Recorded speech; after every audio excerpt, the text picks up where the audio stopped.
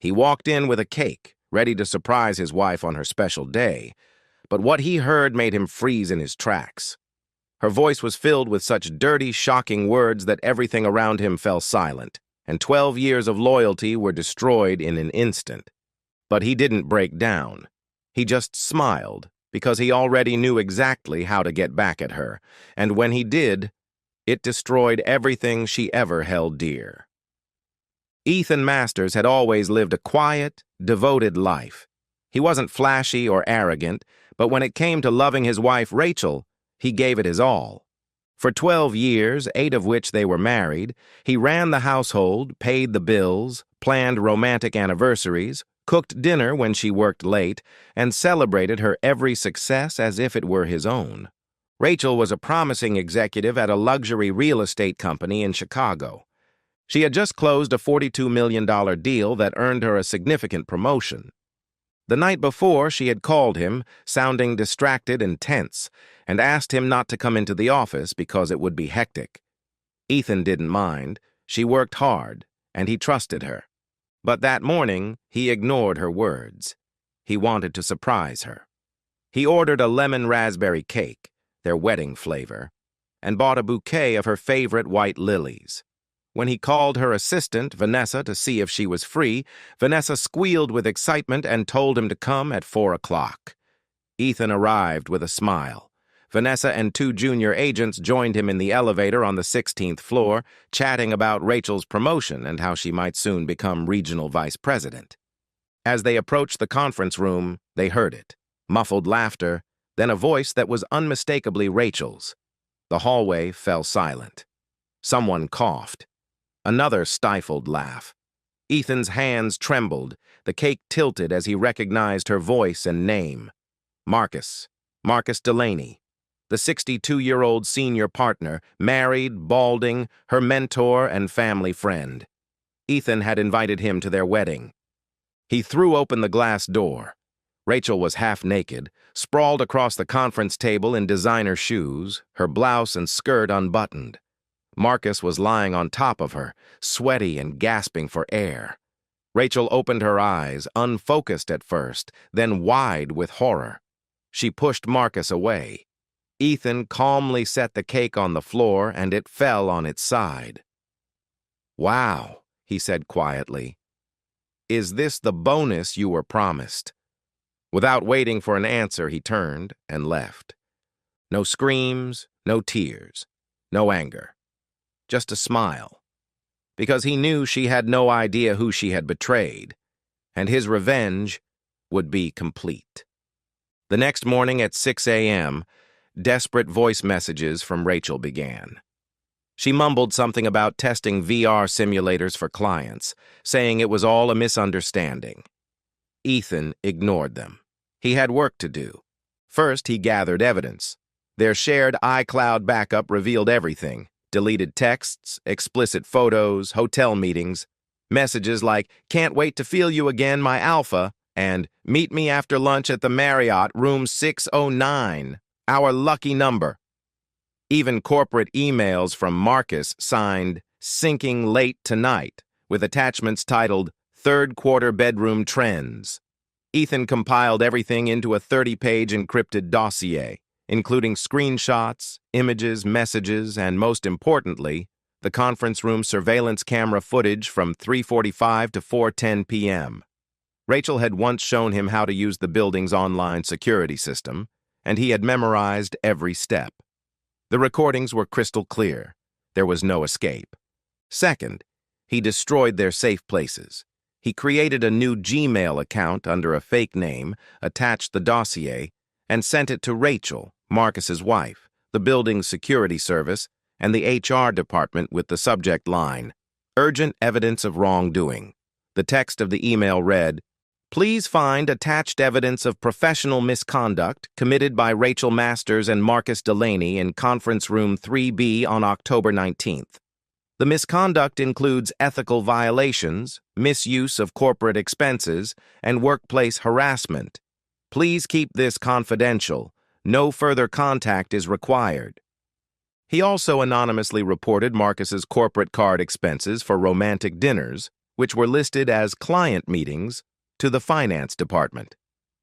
He then uploaded a photo from the conference room camera to a private Slack real estate group with the caption, "When your bonus comes with extra perks." The consequences were swift. By noon, Rachel's corporate Audi lease had been canceled. Her name spread through real estate circles like wildfire. A message she had sent to Marcus a few days earlier was leaked in her team's chat. "You're the only deal I want to close." Marcus's wife filed for divorce within 3 days, citing irrefutable evidence of infidelity. His company suspended him from work pending an investigation.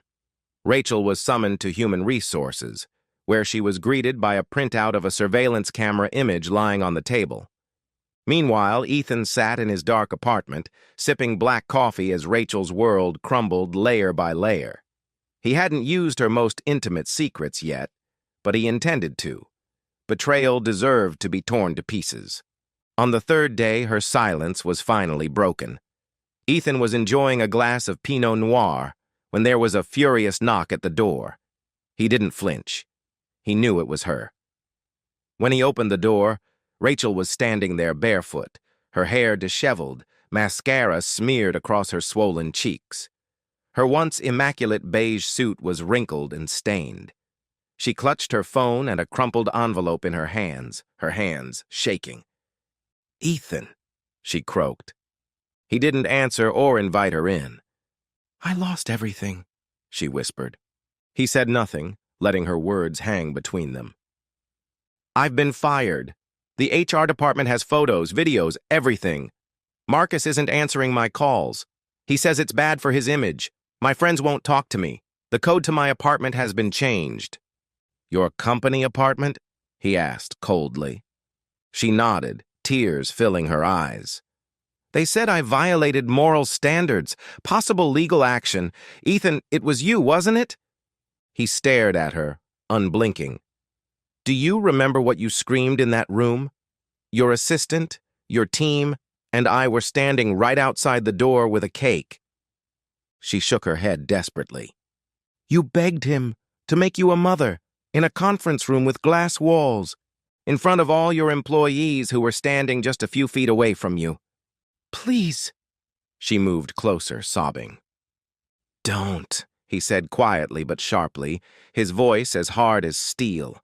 Her voice faltered. "I didn't want it to turn out this way. You were boring, predictable. You didn't even notice that I—" "Stop," he interrupted her, calmly and firmly. "You had a choice. You could have told me you were unhappy. You could have left. Instead, you decided to sleep with a man who treats women like trash, and here we are."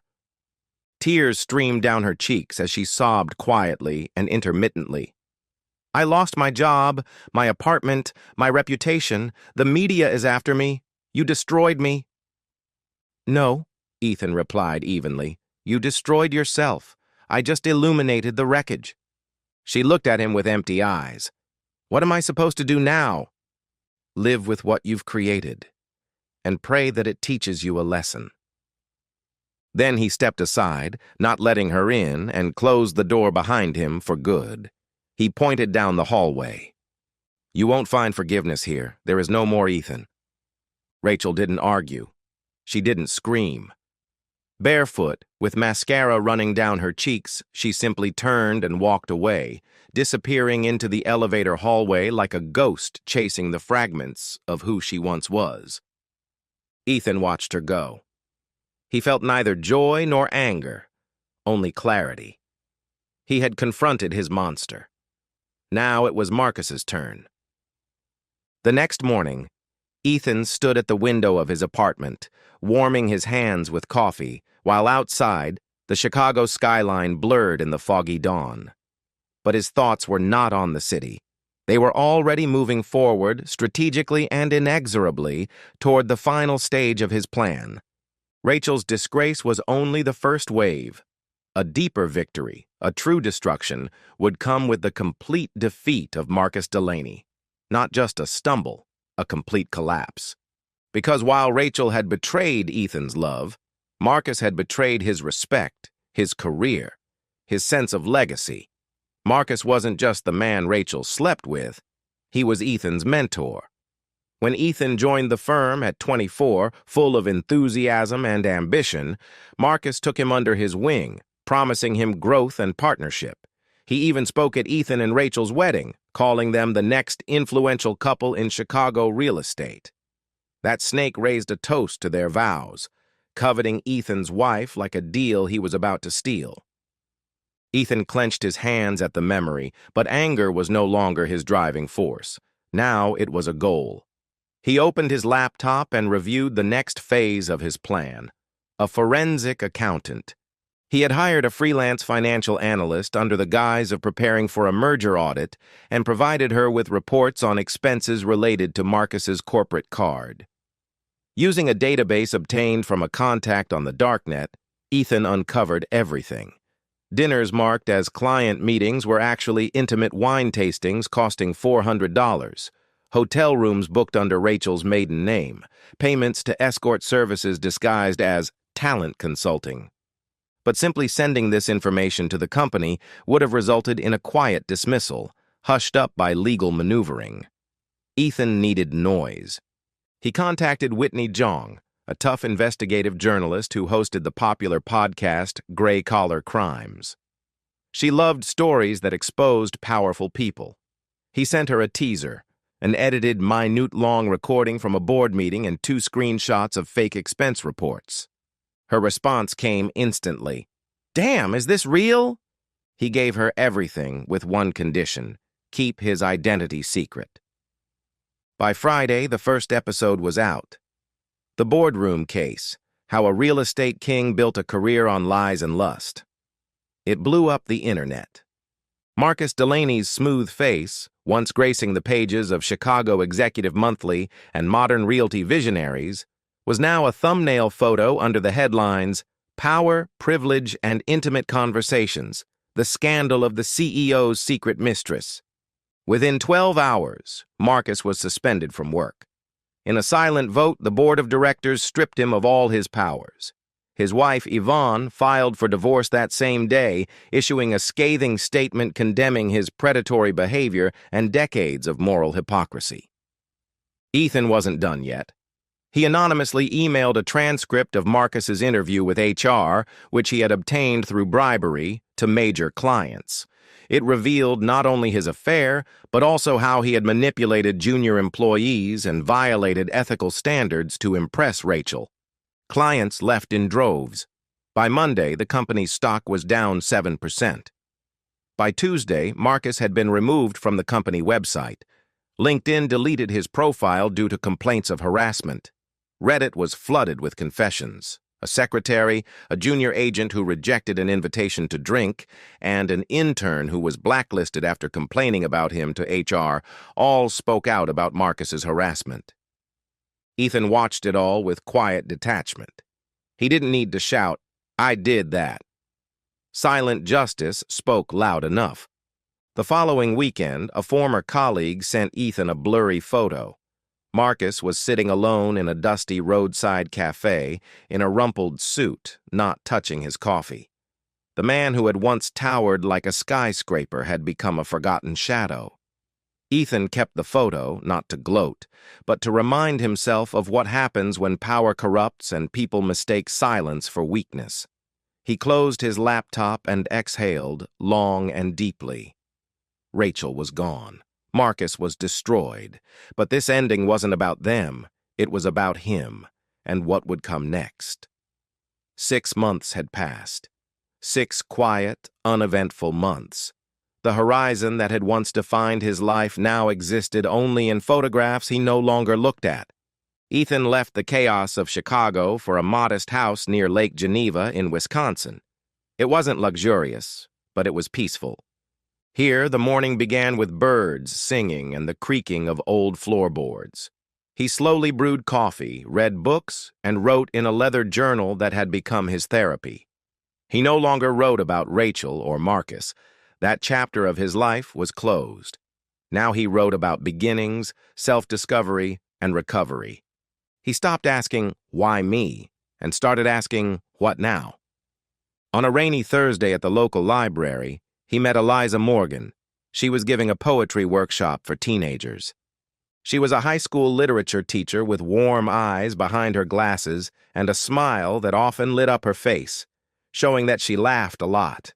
Her voice was calm and confident. When she spoke, people listened.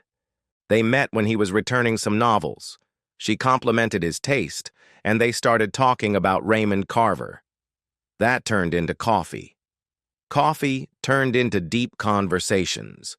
Conversations turned into a relationship. She never asked about his past.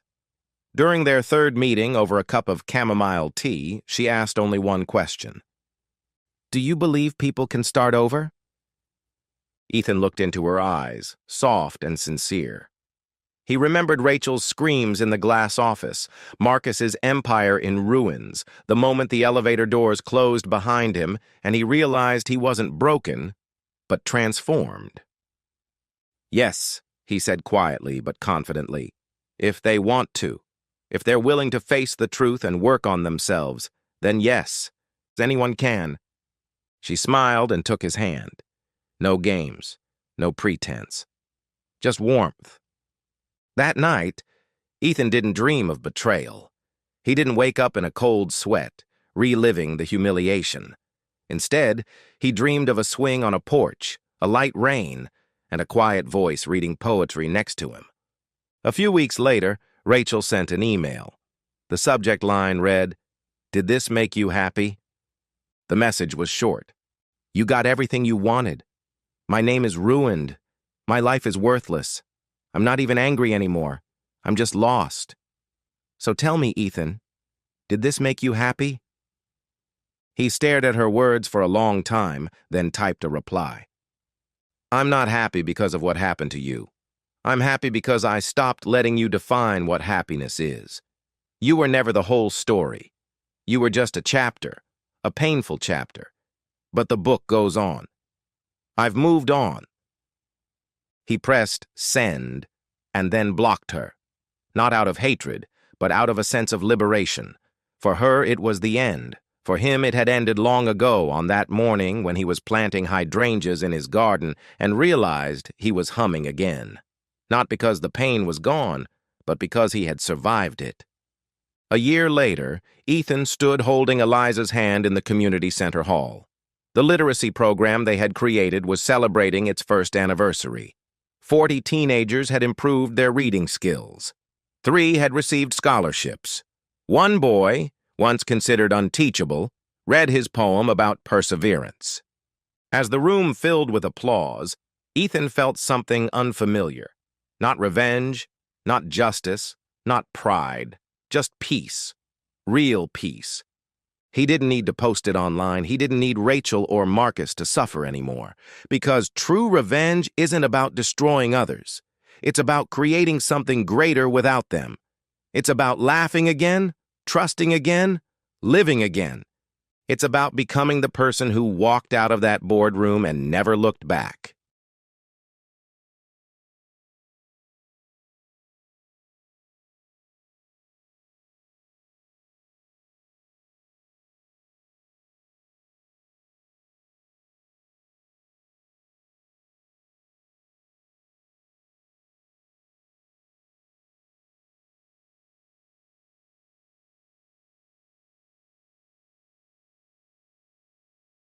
I returned home after a hard day's work on the construction site, dreaming only of sinking into my lazy boy chair, turning on Thursday night football, and drinking 6 cans of Lone Star beer.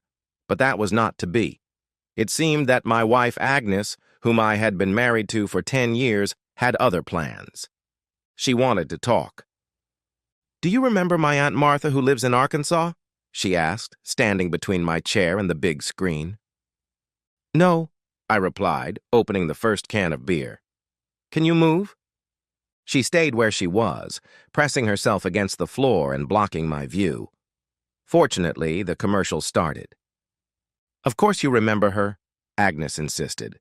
"She married that doctor from Little Rock. I think you met her at a family gathering a couple of years ago." "I don't remember," I continued. Against my better judgment, I asked, "What about her?" Agnes smiled. She was glad I had joined the conversation. By my estimate, there were about 7.5 minutes left before the game started. So I wanted to get this pointless conversation over with. "Well, her son, Jimmy," she began. "Do you remember little Jimmy?" I glanced at my watch and tried to see the TV through Agnes's wide hips. "No," I said, finishing my first beer and opening a second one. "Well, Jimmy got into the University of North Texas and—" she began, but I interrupted her. "Who doesn't get into that school?" I asked sarcastically. "What?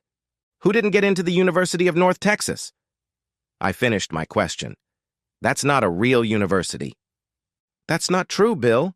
You know I graduated from the University of North Texas. Why would you say that?" Agnes seemed genuinely hurt by my remark. Yes, I knew she had graduated from the University of North Texas, and look what her degree had gotten her. Nothing. She taught history at a local community center and hadn't had a significant raise in years. "Sorry, go on," I said, losing my patience. I only had 5 minutes left. "Well, it's hard for them to raise enough money to pay for all this, and—" I interrupted her again. "I thought he was a doctor," I said. "Who?" "Aunt Martha's husband. You said she married a doctor.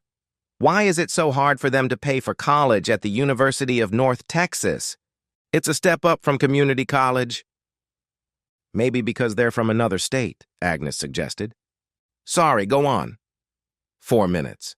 "Well, Aunt Martha thought that since we live so close to Denton, Jimmy could move in with us. That way, they wouldn't have to pay for room and board. We don't even use the top floor, and—" I interrupted her for the third time. "Yeah, okay, whatever you say," I agreed quickly.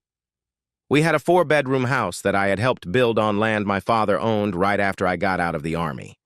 My father and I built it when Agnes and I got engaged. He had planned to give it to me one day, but we never got around to it. Agnes and I didn't have any children yet, but we talked about having some soon. Agnes was right. The entire upper floor was empty. "You mean everything's okay?" Agnes asked, surprised that I gave in so quickly. The truth was, I didn't care. But more importantly, there were only 2 minutes left before the game started. "Yes, whatever you want," I replied. "Oh, good," Agnes said with a big smile. As she stood there, I realized that wasn't all. "What else?" I asked. "I thought you'd need more convincing, but I knew you'd agree," Agnes said nervously. "And?" "And, well, I already told Aunt Martha that everything was fine, and little Jimmy is already planning the move." 1 minute. "When?" I asked, tossing an empty beer can into the trash can next to the coffee table and opening a third can. "He's coming on Saturday," Agnes said, shrinking back. "This Saturday?" I asked as the opening theme song began to play. "Yes," Agnes admitted. I could see she was afraid I would change my mind. "Okay," I said, waving away the beer. "Now can you get out of my way?" Agnes climbed onto my lap and tried to kiss me. I resisted for a minute or two, then gave in and let her do it, then slapped her on the butt and sent her away. Agnes spent all Friday and part of Saturday getting the guest bedroom ready for Jimmy's arrival. I guess our old stuff wasn't suitable for little Jimmy, so she bought a bunch of things at Bed, Bath, and Beyond. By Saturday afternoon, Agnes was a nervous wreck. I didn't understand why she was so nervous. I wasn't nervous. Fortunately, Texas Tech won their game and UT lost. I was happy. When the doorbell rang, Agnes jumped up and shouted, "He's here! He's here!" "Yay!" I said without enthusiasm, staying in my chair and hugging another bottle of Lone Star. Agnes ran out of the room. I heard them talking at the door, and then they both headed toward me. When they entered the living room, to say I was shocked would be an understatement. Little. Jimmy wasn't little at all. He was nearly 6 feet tall and weighed at least 260 pounds, maybe more. But that wasn't the most surprising thing. Little Jimmy was black. "Hello, Uncle Bill," he said in a deep baritone. Thank you for letting me stay." I stared at the stranger holding out his hand for a long time before shaking it. Yes," I replied. "Well, I'll show Jimmy to his room," Agnes said. I nodded, still stunned. When they left, I called out, "Agnes?" She returned to the living room with a questioning look on her face. "Yes, dear?" "Come back, we need to talk," I replied. Agnes blushed and nodded. "Okay," she said. "I'll be right back." I sat down and waited, trying to remember when I had met Jimmy, his mother or father, or any of Agnes's relatives from Arkansas. I couldn't remember anything. I had never heard Aunt Martha mentioned before. On Thursday evening, I had dismissed it, but now that little Jimmy was here, it was really bothering me. About 10 minutes later, Agnes returned to the room, out of breath and smiling. "I put him to bed. What did you want to talk about?" she asked nervously. "Who the hell is that?" I asked angrily, pointing upward. "My cousin Jimmy, I told you," Agnes replied. "You said he could stay." "No, I said some guy named Little Jimmy who just got into college could stay, not some grown man. Who is he, really?" "He's Little Jimmy, my cousin." "When did your cousin turn black?" I asked defiantly. "I haven't met any of your other black relatives." "I don't have any other black relatives," Agnes admitted. "Jimmy's adopted, Bill. I told you that years ago." "No, you didn't." "I'm sure I did." "I'm sure you didn't." "Well, Aunt Martha adopted Jimmy when he was a baby. Don't act weird because he's African American." "What about the fact that I make him feel uncomfortable because he looks almost 30 and plays for the Dallas Cowboys? I thought he was supposed to be a kid." "He is a kid," Agnes informed me. "He just turned 19 last month. Jimmy started college last year and will be attending the University of Texas in January." "January? Then what the hell is he doing here? It's October." I was starting to get angry. Something didn't add up, and I didn't like it one bit. "He needs time to get used to a new place and find a part-time job," Agnes explained. "He's a relative, Bill. We can't turn him out." At that moment, the big guy came back into the living room. "Hi, Agnes," he said. "My friends invited me over for dinner to welcome me to town. I don't have a car. Can you give me a ride?" "Sure, I'd be happy to," Agnes replied with a broad smile. "I don't mind." Then she turned to me and asked if I wanted to go with them. "No," was my only answer. I watched them leave and heard them drive away. 30 seconds later, I got up and headed for the guest room. Upon entering, I looked around the room and began rummaging through his things. There were no books, no school supplies, nothing else that indicated he was a student. On the dresser, I found several crumpled checks. I smoothed them out and was surprised to find that they were from fast food restaurants and grocery stores in Dallas, one from yesterday and another from last week. This was strange for someone who, according to him, had just arrived. I looked through some of the things he had brought with him and found a half-empty box of condoms, Magnum size, of course. I finished and was about to leave the room when I was suddenly overcome with curiosity and glanced into a small trash can next to the dresser. Inside, I found an open condom wrapper and a used condom. "Oh my God," I thought. He carried a used condom in his pocket all day? Then I thought of another possibility. Agnes blushed and gasped when she showed Jimmy his room. They hadn't been there for more than 10 minutes, so I didn't think that explained the used condom. I decided not to think about it for now and went back to watching sports and drinking beer. I must have fallen asleep in the chair. When I woke up, it was already dark outside. My head hurt, my neck was stiff, and my stomach, where dinner should have been, was empty. I wandered into the kitchen, turned on the light, and noticed that it was already 9:45. What the hell? Where the hell was my wife, and why hadn't she made me dinner?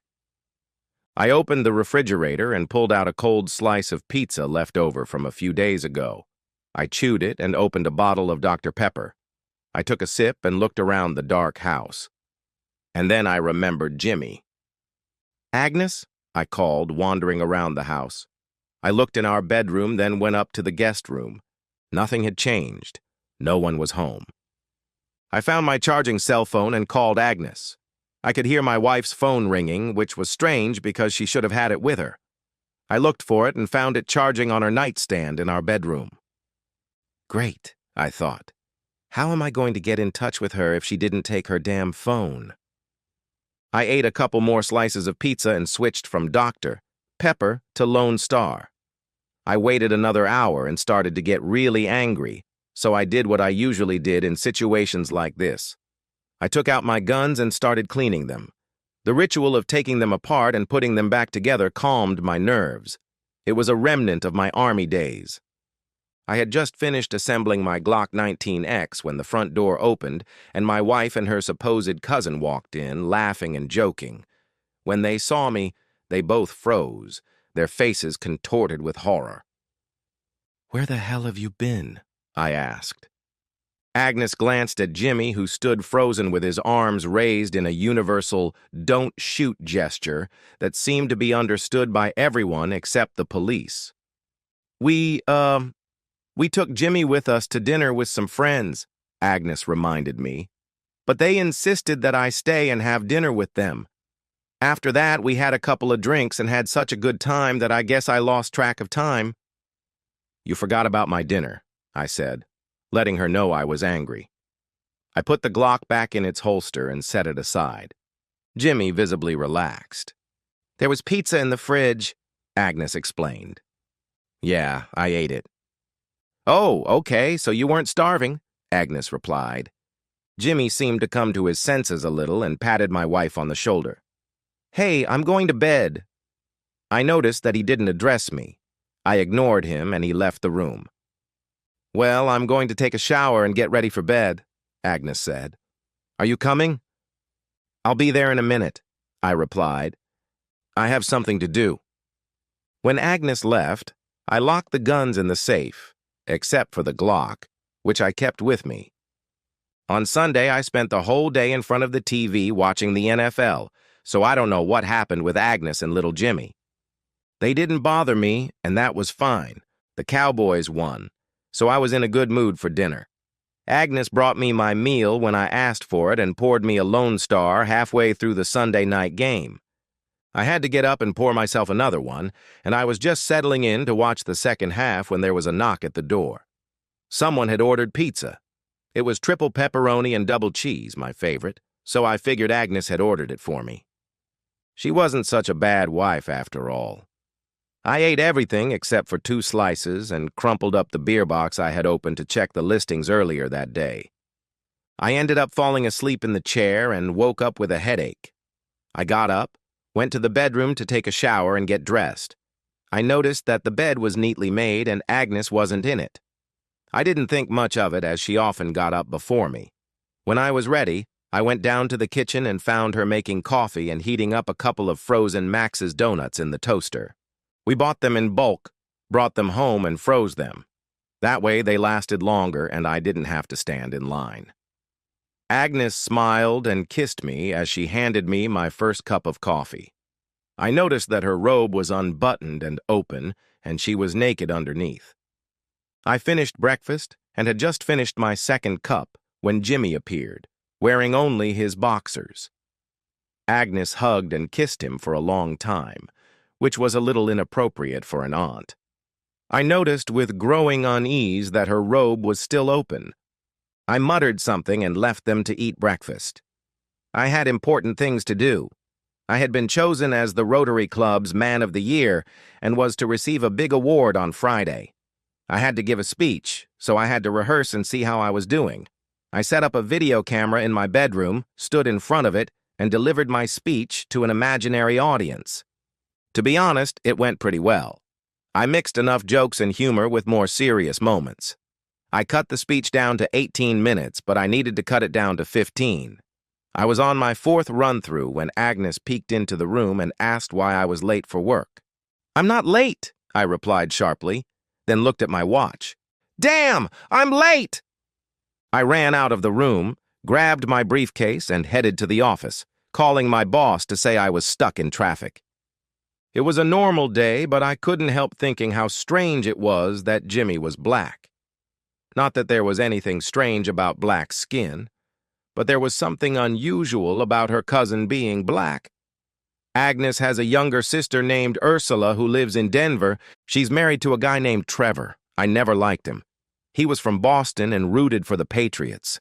That was enough for me to dislike him, but on top of that, he was a handsome, smug, arrogant little jerk. At that moment, I couldn't think of anyone else to call, so I called him. Well, he said when he answered. It's my brother-in-law. How's it going, Bill? You must be in a tight spot to be calling. Yeah, well, that's true, I admitted. Not wanting to waste time with small talk, I got down to business. Do you know much about Agnes and Ursula's family? Not much, he replied. I met their good-for-nothing brother Abe. That's about it. What about their relatives in Arkansas? I asked. Arkansas? He repeated, clearly puzzled. I've never heard of any relatives in Arkansas. Why do you ask? Have you ever heard of Aunt Martha from Little Rock, married to a doctor who can't pay for her son's tuition at the University of Texas and has a 6-foot-tall adopted son named Little Jimmy? No, he replied. I can't say I've heard of them. Do you want me to ask Ursula? She's here. Yes, if you don't mind. He must have put the phone on speaker because I could hear their conversation clearly. Hi, Urs, he said.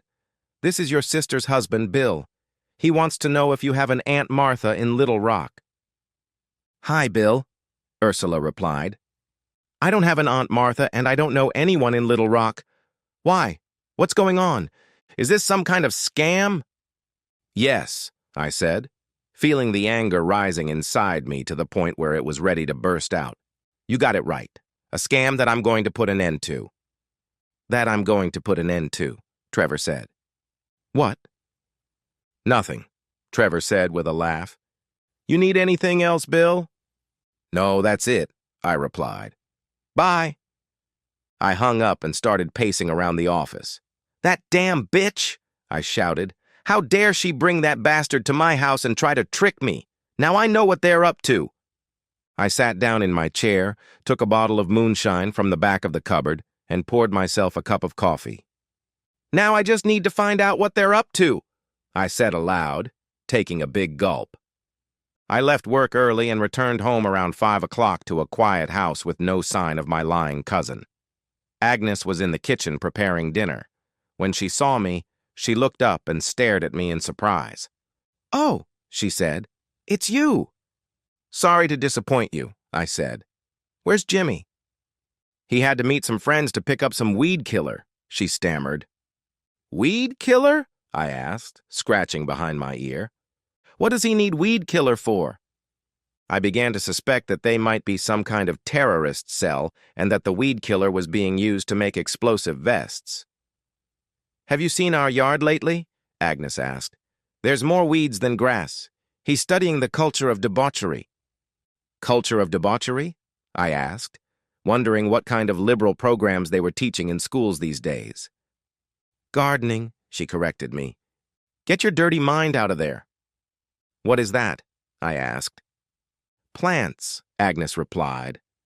You know, how to grow all kinds of things. If he destroys the weeds, our yard will be nothing but dirt, I told her. Tell him we won't let him. Okay, Agnes said with a smile. I'll tell him. I was about to leave the room but decided to give her one more chance to confess. Agnes, I said. Yes, Bill? Don't you have something to tell me? I asked. I mean, confess. She looked at me for a few seconds. She buttoned her robe but didn't tie it. I burned dinner, she said. I'm sorry. Is that all? I asked.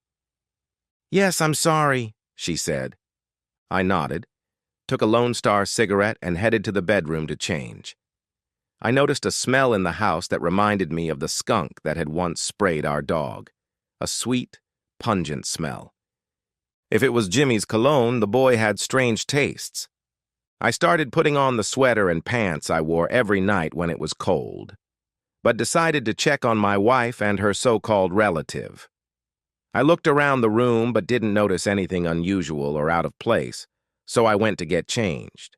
When I returned to the kitchen to eat, Jimmy was already there. "Listen," I said, "don't spill that damn weed killer on my lawn. I like it the way it is." "What did you say?" he asked. "Herbicide?" I repeated slowly. "Agnes said you went to get some herbicide. Don't do that. I don't want my weeds to die." "Oh, said Jimmy, looking at my wife, who just shrugged. "Yeah, sure, whatever you say." Agnes handed me a bowl of reheated chili left over from dinner a few days ago. I grabbed the Louisiana sauce and another bottle of Long Star and went to the living room to watch football and eat dinner. The game was terrible. It was a blowout. By the middle of the game, I was bored and remembered my speech. I decided to skip the football and watch the video of myself rehearsing my speech that morning. I got up and headed for the bedroom. As I passed the stairs, I noticed that the skunk smell was even stronger. Maybe a dead skunk was suffocating in the attic or something. I grabbed the video camera from my bedroom, but the battery was dead. I took it to my study and plugged it in. When the camera turned on, I discovered that it had recorded almost the entire day. I must have left it on when I rushed to work. Oh, maybe it captured some evidence of what they're up to, I thought. And I flipped through the rehearsal recordings. The video was in fast forward and didn't change for a long time. All I could see was our empty bed. After a while, the image changed and I let go of the rewind button. I recognized those legs. They belonged to my wife, that cheater. "So that's what they were doing," I said out loud. "Well, at least they're not terrorists." I felt relieved.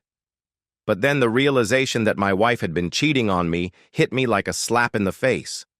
She had the nerve to lie to me and bring that bastard into my home, keep him under my roof, behind my back, in front of my eyes, and right under my nose.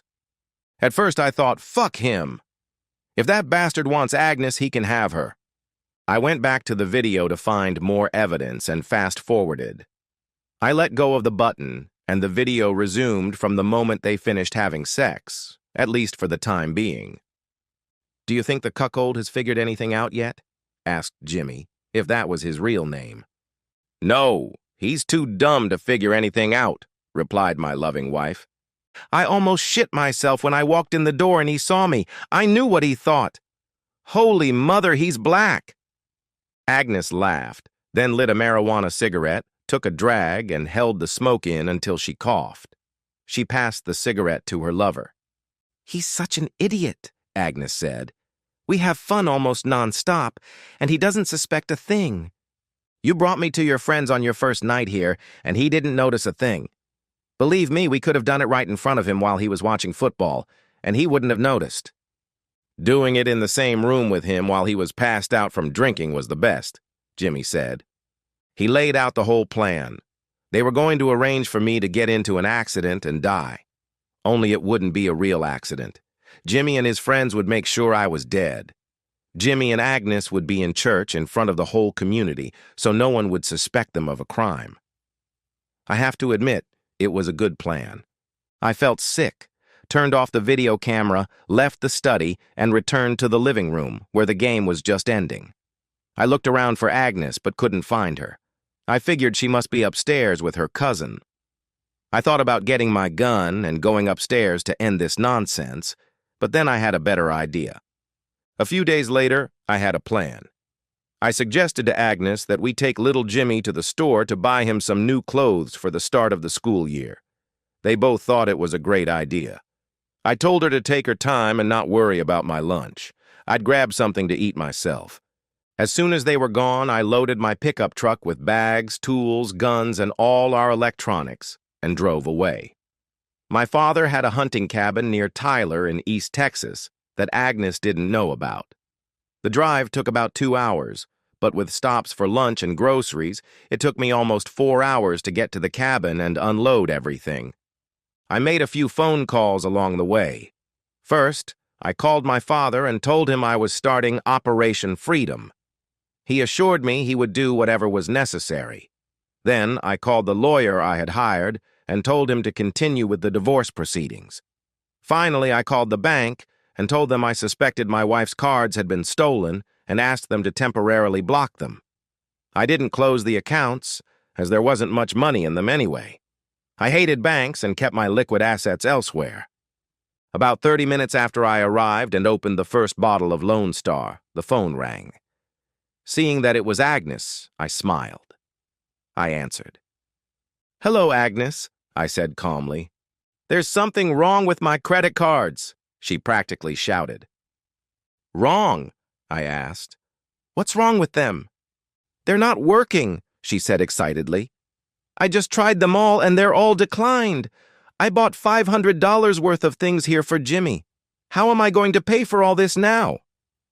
"That's strange," I said, pretending to be stupid. "Can't you pay with cash?" "I don't have that much cash on me," Agnes shouted. "Talk to the salesperson and figure it out." "No," I replied. "I'm busy." "Figure it out yourself." I hung up and finished my beer with a smile. A couple of minutes later, Agnes called back. "Damn it, Bill, I had to return everything. Did you call the bank?" "No," I replied. I told you I was busy." "Well, how am I going to pay for all this?" she asked. "I don't know, Agnes," I replied, trying not to laugh. "Do you think the manager will cut you some slack? Maybe little Jimmy will sell you to get the money to pay for it."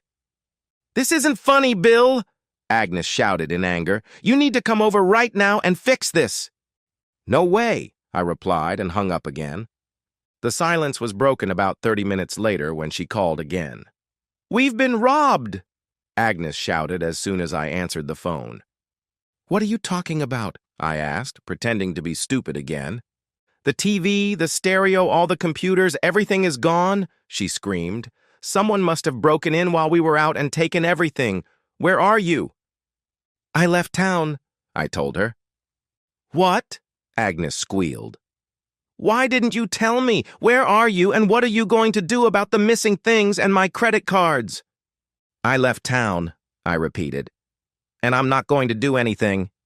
If you have problems, deal with them yourself." I hung up and decided I didn't want to talk to her anymore. Then I went to the ATT website and disconnected her phone.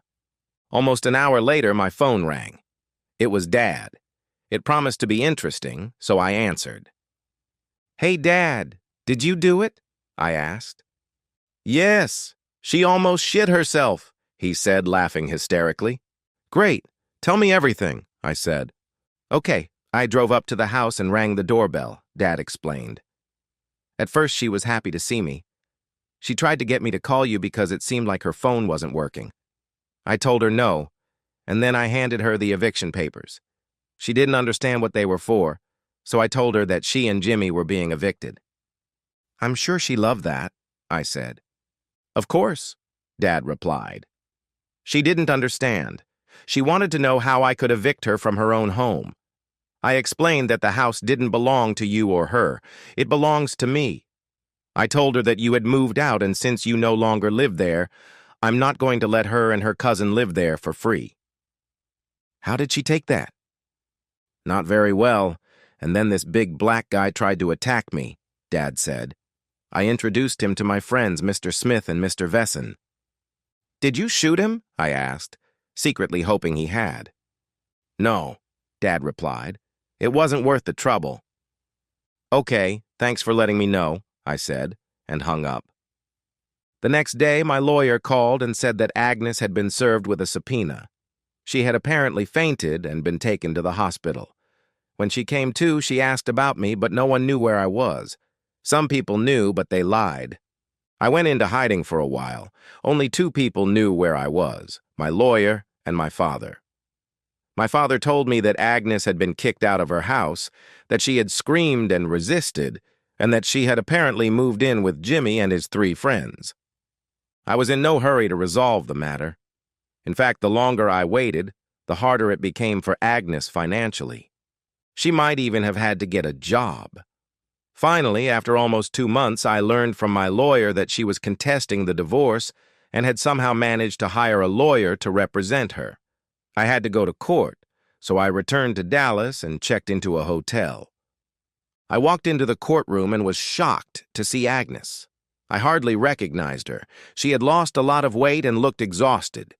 She looked at me with hatred in her eyes. I was patient and let my lawyer do all the talking. Agnes tried to prove that the house belonged to her, so we provided the judge with evidence that the land and the house belonged to my father. I helped build the house, but he never transferred ownership to me. We only lived there because of his generosity. Then Agnes tried to claim that I had a lot of money. She was convinced that I owned a construction company. Unfortunately for her, the company also belonged to my father. I was just a hired hand, or rather, I was his hired hand. A few weeks ago, he fired me for not doing my job. So at that point, I was an unemployed drifter. The only thing of value I had that she could prove was my old beat-up pickup truck. We didn't file for divorce because of infidelity. Texas isn't a no-fault divorce state, but it's close. I never mentioned that Jimmy had anything to do with the divorce. In fact, I never explained why I wanted a divorce, so that became the next bone of contention. She wanted to know why I was divorcing her. The judge wanted to know too. "Your Honor," I said, "can we be blunt?" He nodded and said, "No objection, proceed." No one spoke, and I continued. "Your Honor, I have come to realize that my wife and I have irreconcilable differences in our religious beliefs, and because of that, I can no longer be married to a woman with such abnormal moral beliefs." "Religious beliefs?" Agnes shouted. "What the hell are you talking about? I'm a Baptist just like you." "Son, I thought you said you wanted to speak frankly," the judge asked. "Yes, Your Honor," I agreed. "I do." "Then I suggest you do so." "What are you getting at?" "Well, my wife cares deeply about her family," I explained, "and I have nothing against that. When her Aunt Martha asked us to take in their son, little Jimmy, while he was attending the University of North Texas, I didn't object." "Then what's the problem?" he asked. "Well, you see, Your Honor," I began, "I realized how different our ideals are when I realized that she sees nothing wrong with incest." There were several gasps in the courtroom. Everyone, including the judge, looked at me like I was crazy. "Incest?" asked the judge, clearly surprised. "Yes, sir," I replied. "Her cousin Jimmy hadn't been in the house 10 minutes, and she slept with him." At that moment, chaos broke out in the courtroom. My wife jumped up and started yelling at me. Her lawyer yelled at her. Jimmy and his friends raised a ruckus. The judge tried to restore order. He ordered the bailiff to remove Jimmy's cousin and his friends. Finally, he threatened to throw everyone out if there were any more outbursts. "Son, do you have any evidence to support this accusation?" he asked me. "I don't know, Your Honor," I said, scratching my chin. "I have a video that I accidentally recorded when they were in bed. I couldn't watch it all the way through, but you can take it if you think it will help." Agnes and her lawyer jumped up again, shouting something incoherent. The judge ordered them to sit down and be quiet. "A video of your wife and her cousin having sex?" the judge asked. "Yes, Your Honor." "How did you manage to film them?" he asked. I explained that I was Man of the Year and all that. He asked me to show him the video, and my lawyer handed him the video camera with the tape inside. I sat down, and the judge watched the tape. He called the bailiff, and a few minutes later the video appeared on all the screens in the courtroom. My wife's lawyer tried to object, but the judge ordered him to sit down and be quiet. And then it happened. My wife had sex with her black cousin in front of everyone in the courtroom. "Does your client have anything to say about this?" the judge asked Agnes's lawyer. He looked angrily at my wife and then replied weakly, "Your Honor, he is not her cousin. There is no incest here." "Oh, so she just lives with some guy and sleeps with him behind her husband's back?" asked the judge. The judge turned to me and asked, "Do you want to change the grounds for divorce to adultery? You have certainly provided sufficient evidence that she was unfaithful to you." I looked at my lawyer and nodded. "Yes, Your Honor, my client wants that." "Your request is granted," said the judge, then added, "Don't forget to file the necessary paperwork today." He turned to my wife. Do you have anything to say before I grant the divorce?" "I don't want a divorce," my wife shouted. "Well, then you should have thought about that before spreading your legs for another man," the judge said, lecturing Agnes. "Your Honor, may I?" my lawyer asked. "Yes?" If you rewind the video to the 2-hour 27-minute mark, you will see an interesting conversation between Agnes and her cousin, who is her lover, which contradicts her recent statement. "Oh, really?" the judge asked rhetorically. We waited for him to rewind the video, then it started, and my wife cringed and hid her face in her hands. I struggled to keep from laughing. "I'm done with my husband," Agnes began, addressing Jimmy. "I would have divorced that bastard, but I like your plan better." "You mean a plan to kill him, take his insurance, his land, his business, and everything else?" Jimmy asked. "Yes, that's exactly the plan," Agnes said with an evil laugh. "But how are you going to do it without getting caught?" "I have friends in the criminal world," Jimmy said. "They'll kill him while you and I are in a public place with a perfect alibi. Then they'll dump his body where no one will ever find it." "Perfect!" my loving wife exclaimed. "I can't wait to get rid of that useless jerk." After that, I got pretty much everything I wanted out of the divorce, and Agnes was left with nothing. I didn't even look at her as I walked out of the courtroom. I left everything to my lawyer. After all, I'm paying the bastard for this. 2 months have passed since the dust settled after the divorce. Agnes was still with Jimmy. The money I paid her for support ran out, and Jimmy forced her to work, earning money on the streets of Harry Hines. I think she turned to drugs to cope with it all. The last I heard, Jimmy beat her up for not bringing in enough money. I started running and working out. I ran in the park near my house for several hours a day. When I wasn't busy having sex with all the young hotties at the gym, I spent my free time on dates. Well, if you can call having sex with Agnes's younger sister a date. Then one night, as I was getting out of my car in the park to start running, 3 men jumped me. I recognized Jimmy right away. "Well, I've been waiting for this day," I said, as all 3 of them pulled out knives. "You deserve this, old man," Jimmy said. "You ruined everything, now we're going to ruin you." My first shot hit Jimmy right in the chest, and he flew backwards and fell on his ass. The second shot hit his bigger friend in the left eye. I had to shoot the third attacker twice. The first shot went right through him, but he managed to wound me in the left side. The last shot blew the back of his head off. I fell to my knees and watched as Jimmy clutched his chest for a few seconds before death overtook him. Apparently, I lost consciousness. When I came to, I was in the hospital. Agnes was sitting next to me. At least I assumed it was Agnes. She had changed so much that it was hard to believe she was my ex-wife. Now she was bald, toothless, emaciated, a cheap street whore with herpes. "Oh, thank God!" she exclaimed. "You're alive!" I looked around the room. "What happened?" I asked. "You killed Jimmy and his gang of thugs," Agnes explained. "One of them stabbed you. You lost a lot of blood, but you survived. I wanted them to give you my blood, but they wouldn't let me because of the herpes and all the other diseases I have." "Thank God," I muttered. "Luckily, my sister has the same blood type," Agnes said. "What are you doing here?" I asked. I wanted to continue. "And when are you leaving?" But I didn't say anything. "I'm dying, Bill," she said, wiping away a tear. "Can you forgive me?